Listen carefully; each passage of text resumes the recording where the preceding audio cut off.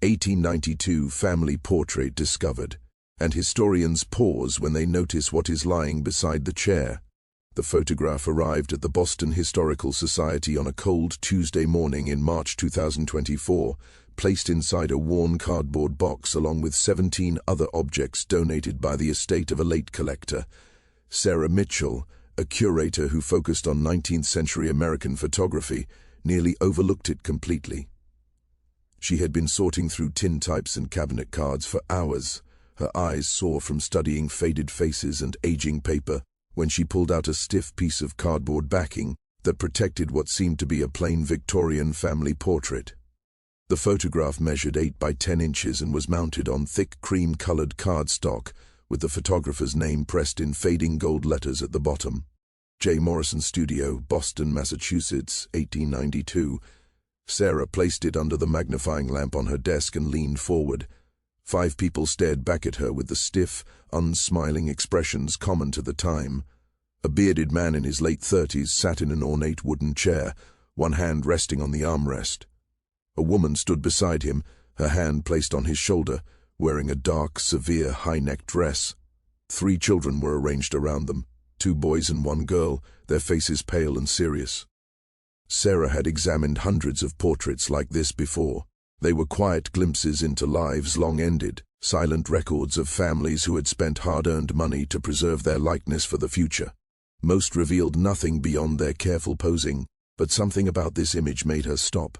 She adjusted the lamp and leaned in closer.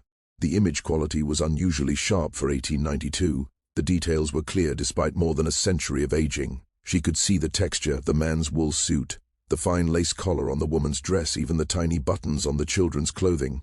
Then her gaze drifted downward to the floor beside the man's chair, toward a shape she had first dismissed as a lighting shadow. It was not a shadow. Partly visible beside the carved leg of the chair, almost tucked under the edge of a small decorative rug, was an object that did not belong in a formal Victorian portrait. Sarah caught her breath. She reached for her digital scanner, her hands suddenly shaky. She needed a higher resolution image. She needed to be certain of what she was seeing. Because if she was right, this ordinary photograph hid an extraordinary story that had remained unseen for 132 years. Sarah's hands trembled slightly as she placed the photograph on the flatbed scanner. The machine hummed as its light bar moved beneath the glass with steady precision. She set the resolution to 1200 dpi, far higher than usual for archive work, but she needed to see every thread, every shadow, every detail captured by the Morrison Studio in 1892. When the scan finished, she opened the file on her computer and zoomed in on the area beside the chair. The image blurred for a moment, then sharpened. Sarah leaned so close to the screen that her nose almost touched it. There, partly hidden by the rug and the shadow of the chair, lay a small cloth doll. It was simply made, clearly handmade, dressed in a basic fabric gown with what looked like yarn hair. The cloth appeared worn, handled, and loved. But what made Sarah's pulse race was not the doll itself. Such toys were common in the 1890s. It was where it had been placed. Victorian portrait photography was costly and formal. Families often saved for months to afford a sitting at a respected studio. Every detail was planned. The furniture, the clothing, the posture, the lighting.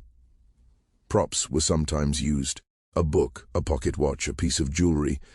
But these items were always intentional, always positioned to show respectability or character.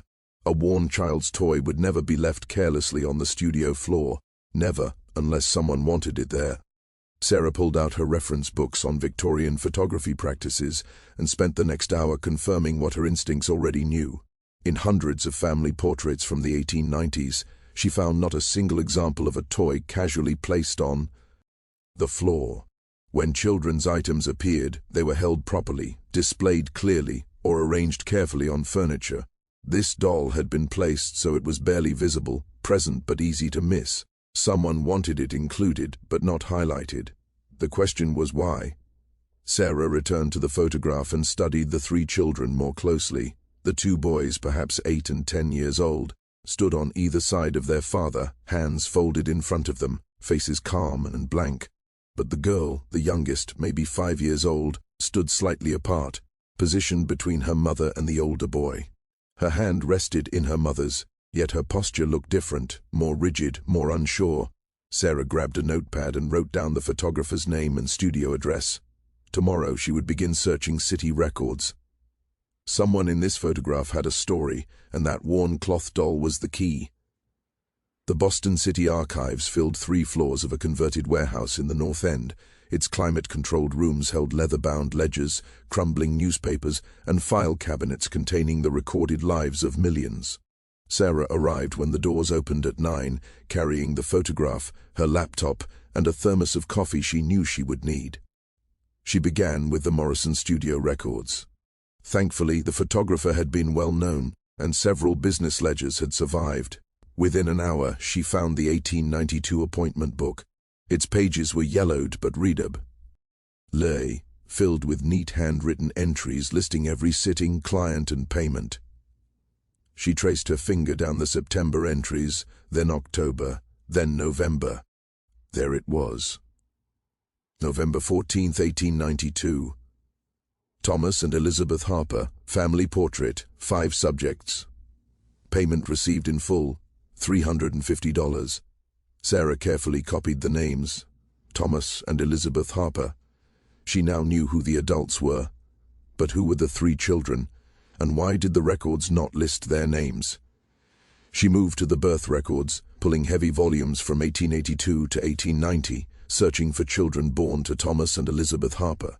The work was slow, each page filled with fading handwriting, many entries barely readable after decades of handling. After 2 hours, she found them.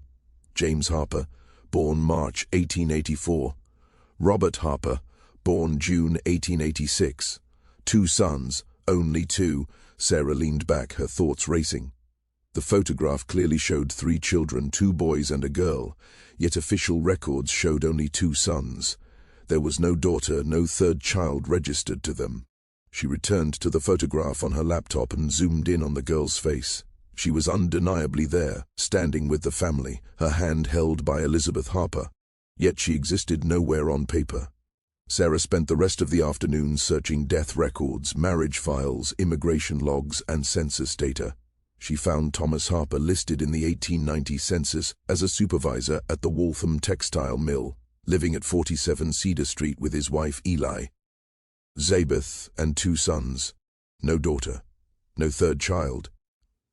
As the archives prepared to close, Sarah gathered her notes, her mind full of questions. A family would not include a child in a costly formal portrait unless that child mattered to them. Yet this girl, marked only by a warm cloth doll on the studio floor, had left no official trace. Sarah looked once more at the photograph before packing it away. Who were you, she thought, studying the girl's serious face, and why did someone try to erase you from history? The next morning, Sarah returned with a new plan. If the girl was not a biological daughter, perhaps she was connected in another way, a niece, a ward, or an informally adopted child. Such arrangements were common in the 1890s, especially among working families. She decided to examine Thomas Harper's work at the Waltham textile mill more closely. Factory records often held details missing from census lists.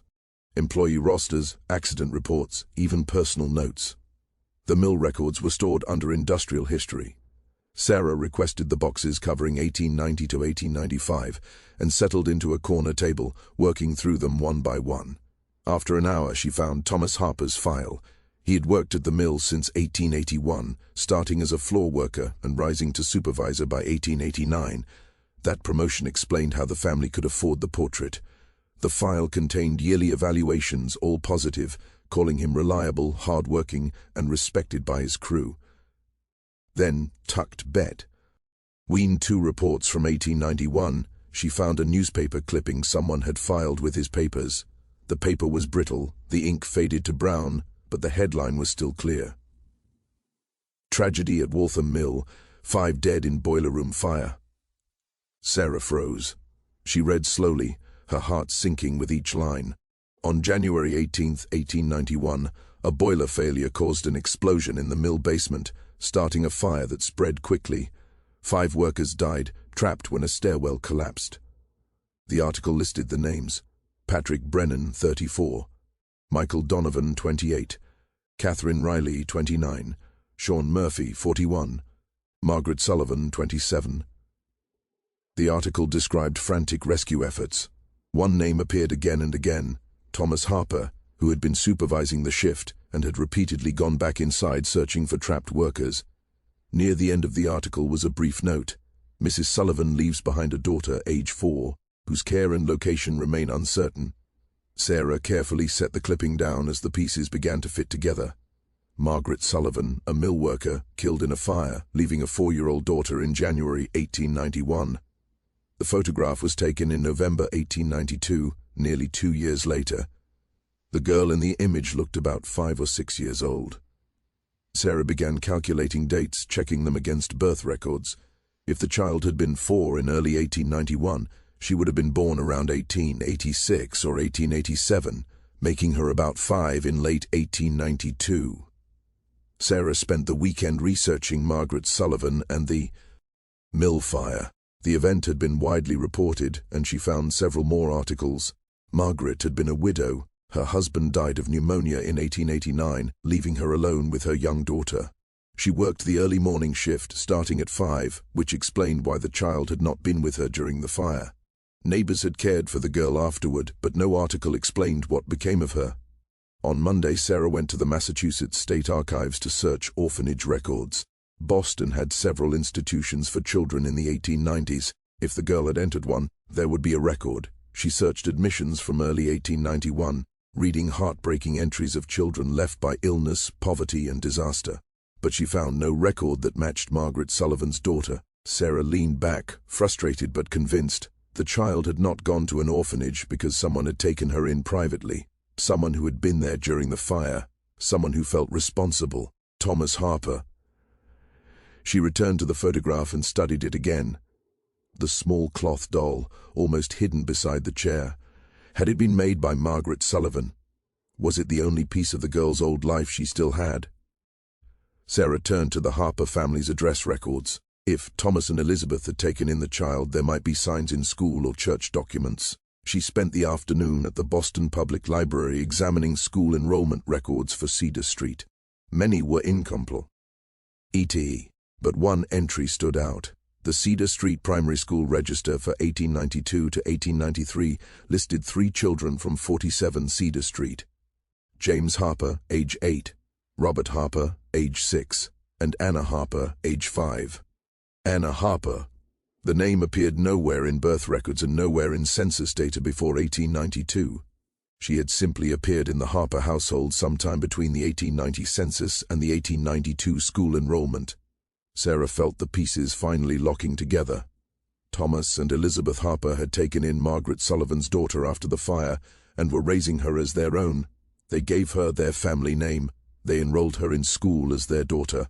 And they included her in their formal family portrait, leaving only a small cloth doll, her mother's final gift, to quietly mark her true origin. Sarah knew documents alone were not enough. She needed context, memories, the kind of stories that never made it into official records. She decided to contact local historical societies in Waltham and nearby neighborhoods where mill workers had lived in the 1890s. Her message to the Waltham Historical Society brought a reply from their volunteer coordinator, Dorothy. Dorothy explained that while they had limited written records about individual workers, they maintained an oral history collection with recorded interviews from descendants of mill families. She invited Sarah to visit their small museum and research room. Sarah drove to Waltham on a rainy Thursday morning. The Historical Society was housed in a converted Victorian home on Main Street. Its rooms were filled with photographs, artifacts, and filing cabinets packed with decades of shared memories.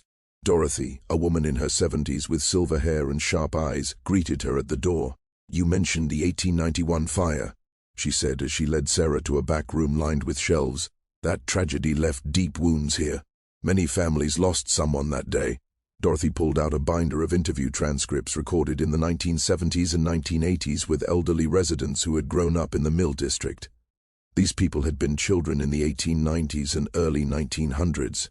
Their memories aren't always exact, Dorothy explained, but they remember the stories their parents told them. Sarah spent hours reading, searching for any mention of the Harpers or the fire.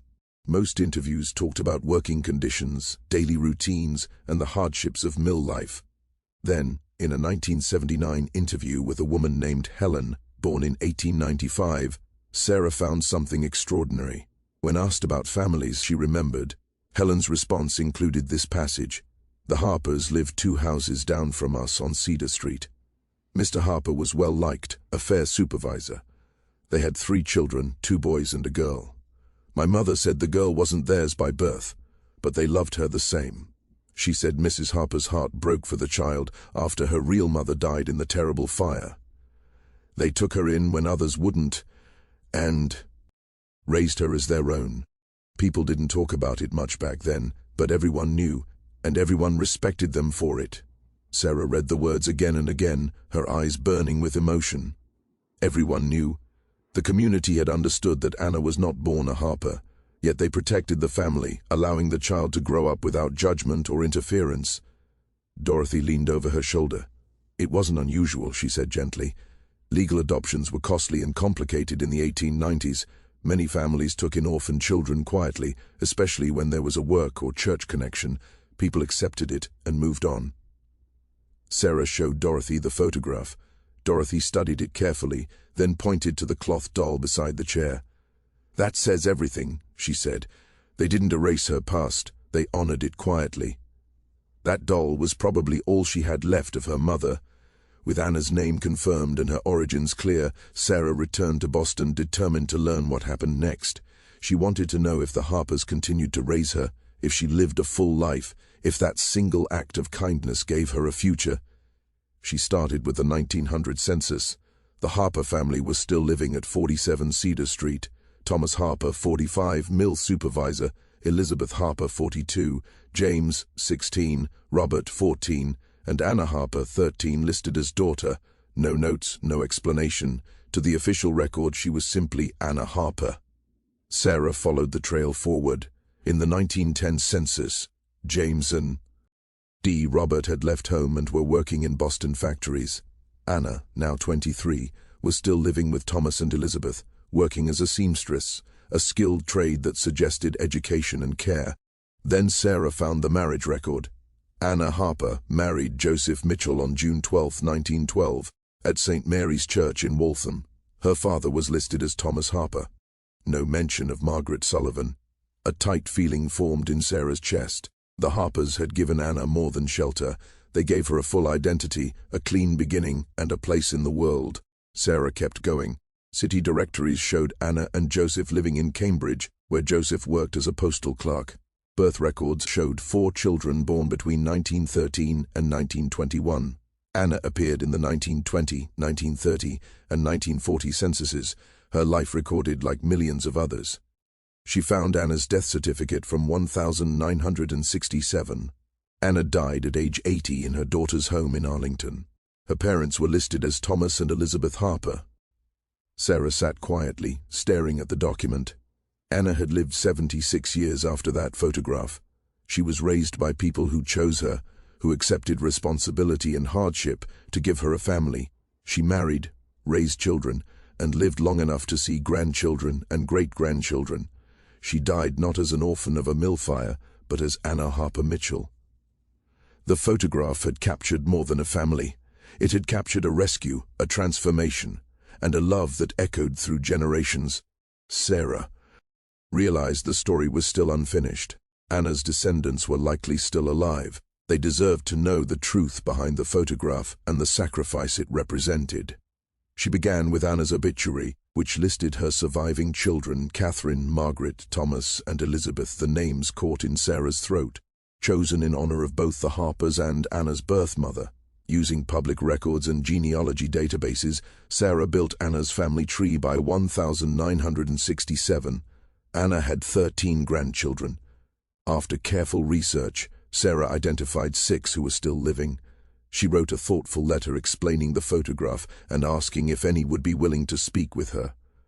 2 weeks later, Sarah received a call from Patricia, Anna's granddaughter. "Your letter surprised me," Patricia said warmly. "I knew my grandmother was close to the Harpers, but I never understood why. She rarely talked about her childhood." They met at a cafe in Cambridge. Patricia arrived carrying a worn leather folder. She had Anna's eyes, serious and thoughtful. "I brought some things," she said, opening it carefully. She laid out 3 items: a wedding photograph of Anna from 1912, a handwritten letter from 1935 discussing family history, and, wrapped in tissue paper, a small cloth doll with yarn hair. Sarah caught her breath. She kept it all her life. Patricia nodded. It sat on a shelf in her bedroom. When I asked about it once, she said it belonged to someone she loved very much. Sarah showed her the scanned Harper family portrait and zoomed in on the doll beside the chair. Patricia leaned closer. The dolls were identical, even down to a small tear in the fabric. "My God," Patricia whispered. She kept it from that day until the end. Sarah told her everything: the fire, Margaret Sullivan, Thomas Harper's rescue attempts, the quiet adoption, the community's protection. Patricia wept as she listened. When Sarah finished, Patricia held the doll gently. She was loved, she said, by her first mother and by the family who saved her. A month later, 17 descendants gathered at Patricia's home. Sarah presented her findings with documents, photographs, and a timeline. When the 1892 portrait appeared on the screen, the room fell silent. She zoomed in on the doll, then revealed the real one. "This family exists," Sarah said, "because 2 people chose compassion." Tears flowed, stories were shared, and the small doll, once hidden beside a chair, finally told its truth.